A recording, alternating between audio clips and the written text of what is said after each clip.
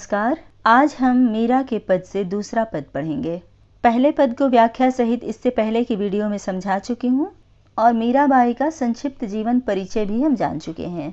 तो चलिए आज दूसरे पद का भावार्थ समझते हैं। ये पद भी राजस्थानी मिश्रित ब्रज भाषा में है। श्याम मान्हे चाकर राखो जी, गिरधारी लाला मान्हे चाकर राखो जी। मान्हे मतलब मुझे, चाकर का अर्थ है नौकर या दासी।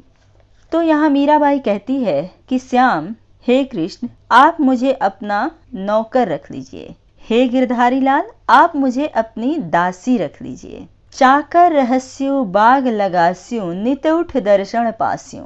अगर मैं आपकी दासी बनकर रहूंगी तो यहाँ बाग लगाऊंगी और उन बागों में जब आप विचरण करेंगे तो रोज उठते ही आपके दर्शन पा सकूंगी। नित उठ दर्शन पास्यो, नित मतलब रोज। बिंद्रावन री कुंज गली में गोविंद लीला गास्यूं।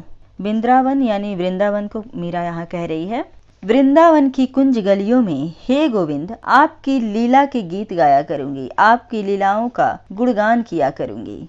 आगे, चाकरी में दर्शन पास्यूं, सुमरण पास्यूं खर्ची। भाव भगति जागीरी पास्यूं, तीनों बाता सरसी।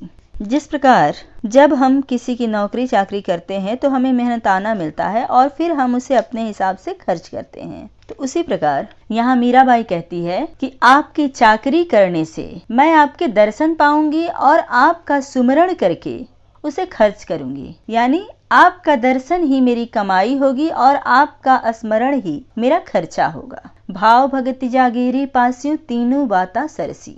भगति मतलब भक्ति, तो भाव भक्ति। जागीरी मतलब जागीर, साम्राज्य। सरसी का मतलब है आनंदपूर्ण। तो भाव भक्ति रूपी आपकी जागीर पाकर मैं तीनों ही प्रकार से आनंदित और संतुष्ट हो जाऊंगी। अर्थात दर्शन, स्मरण और समर्पण, भक्ति के इन तीनों ही रूपों का आनंदपूर्ण सुख पा सकूंगी। मोर मुगट पीतांबर सोहे, गल में जयंती माला, बिंद्रावन में धेनु चरावे, मोहन मुरली वाला। मुगट यानी मुकुट, पीतांबर पीत जोड़ अंबर। पीत माने पीला, अंबर का अर्थ आकाश भी होता है और अंबर का अर्थ वस्त्र भी होता है, तो यहाँ पर इसका अर्थ वस्त्र होगा, यानी पीला वस्त्र। वैजयंती एक प्रकार का फूल है।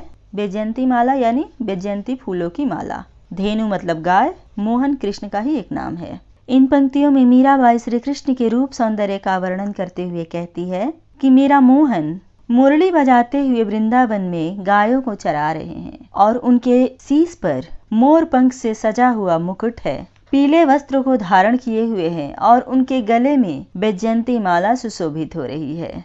ऊंचा ऊंचा महल बनाव, बिच बिच राखूं बारी, सांवरिया दर्शन पास्यु, पहर कुसुम्बी साड़ी।